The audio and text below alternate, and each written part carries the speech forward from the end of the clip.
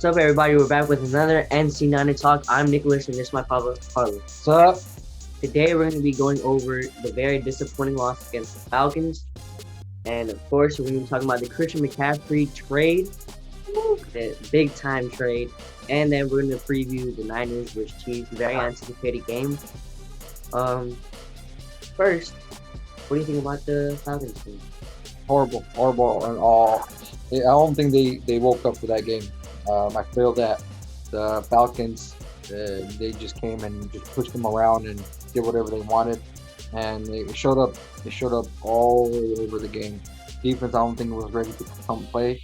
We'll talk about a little bit more on the offensive side, but from defense, they seem very Nonchalant. no, they just Falcons just came and just brought it to them. We kind of like were holding them, like especially during the runs. We could have stopped them for like losses, and they end up getting like 2 yards, 3 yards positive. I mean, they rushed it for 40 yards. What was the quarterback's name? Mariota played like a freaking MVP type of quarterback. Something I have to say though, Niners always have a hard time with running quarterbacks. I don't know why. Maybe it's just our defense style, or what we call. But for whatever reason, any type of quarterback that chooses to run throughout the game always gives us a hard time, especially on that touchdown. Not a container. You got to be disciplined. I don't think the Niners were disciplined in this game. It's very disappointing because these are one of many games this year that they should have won. But again, you know what? Teams play for a reason. They both get paid, and if you don't come ready, it doesn't matter who you play with. They could take it and win it at any point. So it was very disappointing. You got to move on to the next. Hopefully, they learn from this and don't take any teams or for granted. So see how it goes. But what you think on that game? It was not good at all. We were banged up, but that's being banged up. As a team as like the Niners, that shouldn't be an excuse. I know the defense is banged up, like you're mentioning. The defense looked, they didn't wake up. But the offense, they're, almost fully healthy, but they lost Mike McGlinchey. He's coming back this week. But, Kyle Shanahan wasn't calling the right plays, and he wasn't putting the right people in the right positions, like putting Charlie Warner on a seam route where George Kittle should definitely be, because George Kittle catches that and he can go for a touchdown. Yep. I don't know why Charlie Warner's in that position, and I don't know why Kittle's blocking and Charlie Warner's going on a route instead. But Brandon Ayuk, he had a breakout game, had 2 touchdowns, and Debo had about 76 yards. Ayuk had 83, Kittle had 83. They both, all three of them were having a lot of yak yards, as usual, the yak bros, and the ball was getting shared around well. But Jeff Wilson did not get a lot of rushing yards and a lot of touches. No. He didn't run a lot. Jimmy G threw 41 times, which a quarterback really shouldn't throw 40 times, especially a team that should be running a lot, like the Niners. And Kyle Shanahan, he got out of his comfort zone, and I don't know, it was a 2-minute drill. There was right before the first half, or the first half was about to end, and he did a QB sneak on a 3rd and 1 with like 40 seconds to go, no timeouts. That was a very bad decision, and these plays cost them in the long run. So yeah, I think a couple things on the offense with Shanahan. He needs to do. I mean, I don't know what's his plan of thought. If it's it, I don't know if it's he doesn't trust Jimmy G to make these plays. I don't know if it's just the plays are not there. Jimmy G threw down the field this past game. Drop passes. There was that one throw he did to Ayuk, but it got turned. It got returned because there was a hold, I believe. Jimmy G's letting the ball flow a lot more, and so which he's doing it, but the guys need to catch the ball, like you said. How is it that George Kittle is not running the seam route? How is it that possible that one of your probably the best tight end in the game is not running that route and staying back? And actually, in that play, Jimmy G had all day to throw, so it wasn't like Kittle was like holding down the offensive line so he could have time to throw, because Falcons, they have a good rush, but not that great of a rush. They need Kittle back there. So I think Play calling is going to be it's a factor. I don't know if it's the quarterback that he has, or he just doesn't trust his players, or it's one or the other. It's either the plays he calls, or Jimmy G's just picking and choosing the easiest place for himself, right? Yeah. So something's got to give. On 3rd and 1s, 3rd and 5s, we have to get these first downs. You cannot continue getting 3rd and 1s and 35s and 36 and not getting first down. You also cannot have Atlanta Falcons get these and you can't either. No. That is a So bad all these combo. other teams who don't have the weapons that we have, they're being successful. New York Giants, New York Jets, they don't have not even half of the weapons that we have, yet they're 5-1, 4-1, 4-2, and we're 3-3, struggling. Yes, we've had a lot of injuries. Yes, a lot of the injuries are actually on the defensive side, not offensive side. And we could say, well, Trent Williams hasn't been there. Okay, well, we haven't been. Jimmy G hasn't been sacked like 50 times. So we could say, oh, well, Trent Williams is out, so that's why we're losing the games. We're not completing passes. People are dropping passes. The play calling is horrible. So something's got to give. I mean, something's got to give when it comes to like not getting 31s and 35s.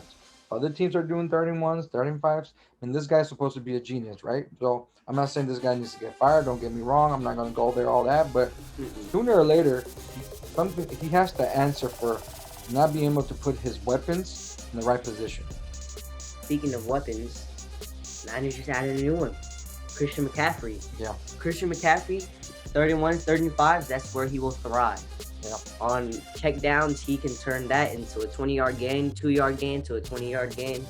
He's another addition for a Yakima. Yeah. And he's very dangerous. Yeah. Christian McCaffrey, I believe, was a good trade because they didn't give up too much and too much draft capital, and it was bonus picks.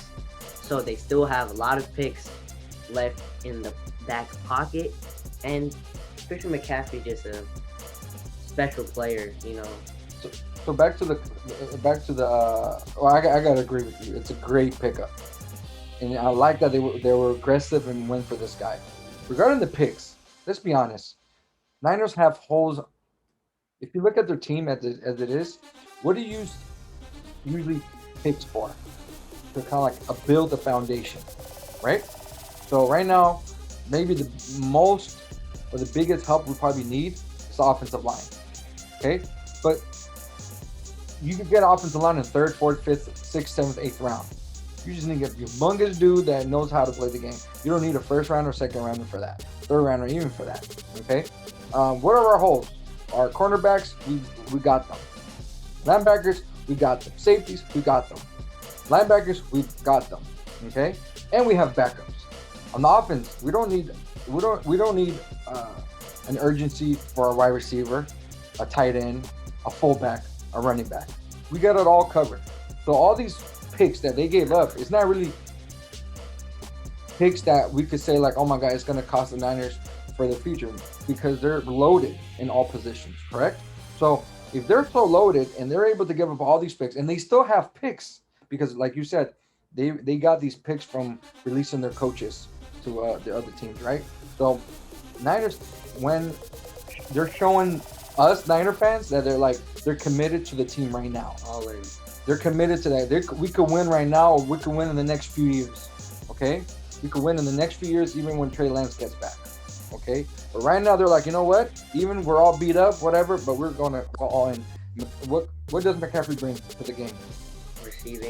Receiving, running back, play action, screens. He's Deebo in the backfield. He's a Deebo 2.0 I've been hearing. So here's the thing. Kyle Shanahan, there's no excuses. There's zero excuses now. He has all the weapons you can need. On every level, except maybe 80-yard pass type of wide receiver. Whatever. A fullback that can play tight end that can play O-line, offensive lineman that can play fullback, a wide receiver that can play running back, a running back that can play wide receiver. It's just... So you have all these weapons. So when they line up, who's he going to go to? Defense is going to have a hard time. Okay? It might not be tomorrow because he's not ready for tomorrow, but I'm sure he's going to get into the game. I'm sure he's going to get some snaps. They're going to have some plays. And all they're going to do is just, here, let me give you a screen. And do what you do. So a lot of people are questioning, like, did they give up too much? No. Oh, well, he's injury prone. Well, you think about it, He was the offense. if you're the offense of a team, no one else is good in that team. Sooner or later, you're gonna get hurt. In the Niners, he doesn't have to run it 40 times. He doesn't have to run it 30 times. He could be a gadget type of running back, a gadget type of wide receiver, and get like 10 touches. That also takes load off Debo, and that takes off load of Wilson, Kittle, Wilson, all these players. So Wilson will get 10 touches, 12 touches. McCaffrey will get another 10 touches. Debo will get another 2, 3, 4 touches. Altogether, from what I hear, Kyle Shanahan always wants to rush it at least 30 times a game. Okay? But I almost guarantee it, McCaffrey's not going to be running it more than maybe 12, 13 times. Why? Because he's going to catch the ball more than half of the time. Check downs, screens, we put him in the slot. And what's that going to do? Is it's going to open up Kittle. It's going to open up Ayuk. It's going to open up Debo, Jawan Jennings.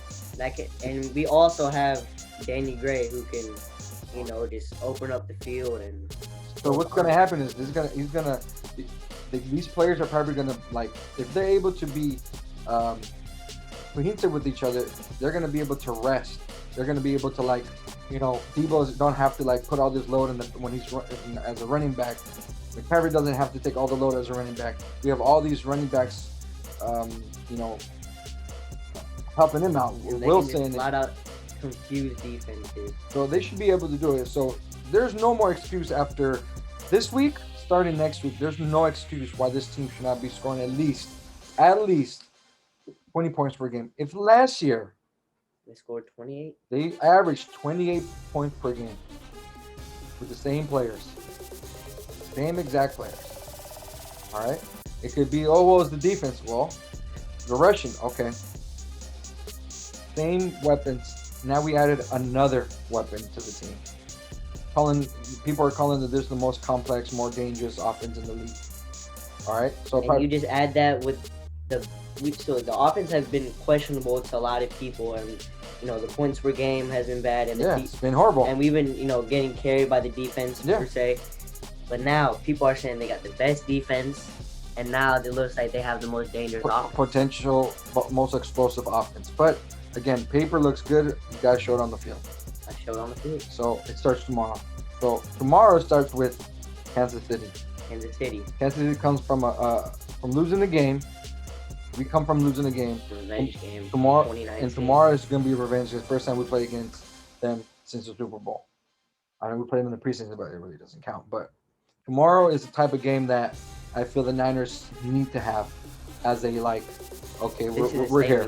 We're here. We're still here. They win tomorrow. They're still in first place, but they're still in first in the NFC West. But they win tomorrow. It's more like a statement game, saying, you know what? Especially if Garoppolo plays good, Garoppolo plays mistake-free. If he plays mistake-free, gets 250, 2 touchdowns, he's gonna outplay Mahomes. Mahomes gonna get his. However, Bosa's back tomorrow. All right, Bosa's back tomorrow. Trent Williams back tomorrow. Jimmy Ward tomorrow. And it looks like Charvarius Ward and Hufanga are gonna come back tomorrow. Not official, but they have been practicing. So we have our pieces. So I think that if we're able to rush this dude, contain him, and just squash on Kelsey, we have a good chance. I feel the Niners pull away from this by a field goal at the end, 21-20. It's going to be one of those, tight games. I think if Niners come hungry, I think tomorrow everybody's going to be hungry. We're going to be at that game, so it should be fun. I think Niners take it at least 21-20. They need this game, and if they show urgency tomorrow and just smash I think Kansas City is different this year. Why? Because they don't have Hill. And I've been saying that since I don't know when, for so many years. Mahomes is good because of his weapons. You take away one of his, probably one and not the one and only, but probably his best weapons, the best weapon. You see the difference. They're beatable. He cannot just throw it up there and hope someone makes a play. They're still a great team. Oh no, they are. But they're not the same. They're not the same, and I've been saying that. You take away Kelsey, you take away Hill. I think Mahomes is just an average quarterback. That's just me. I think players, especially in the quarterback and wide receivers and tight ends, they're as good as how they play together. So, for example, Kittle, I think Kittle's the best tight end. All right, but how many targets does he get? Okay. Kelsey, how many targets does he get? Like 10 plus. 10 plus targets. So simple. If certain players are used or targeted over and over and over, like when he had like 4 touchdowns for like 10 yards because they were all on the 2-yard line. I mean, if you're able to do that on a consistent basis, yes, you're gonna have all these stats, all this stuff, but doesn't translate you being the best. I don't think he's the best. He's put in the right position. I think if Kittle was given the chance, he'd have all the stats. And do you see when he's given the chance? And, 150 yards. And when he's given the chance, he blows everybody up. So tomorrow I see Niners winning 21-20, and we'll see how that goes. What about you? I see Jimmy G having a great game, and I think he won't be mistake free, but he'll just do the stuff that that they need to win the game. So what, he's gonna make a mistake? Don't throw an interception? Maybe a fumble and maybe like a tip interception. I don't think it's gonna be like a bad read. It might be like a tip, and I think Mahomes will be picked off twice. Again, two weeks in a row. I believe it's gonna be 34-24. Wow. Yeah, I think that much, huh?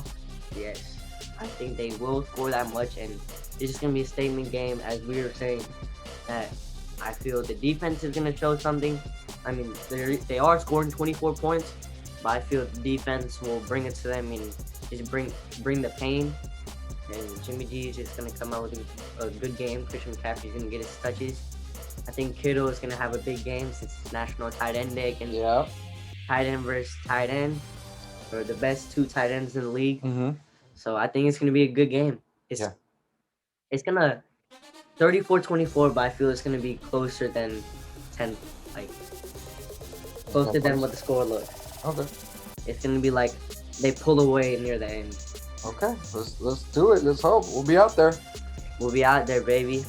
It's America's Game of the Week, revenge game from Super Bowl 54. Can't wait. Let's go Niners, baby. Thank you guys for watching. Hope you guys enjoyed. Like, comment, subscribe. See you in the next one. Peace. Peace.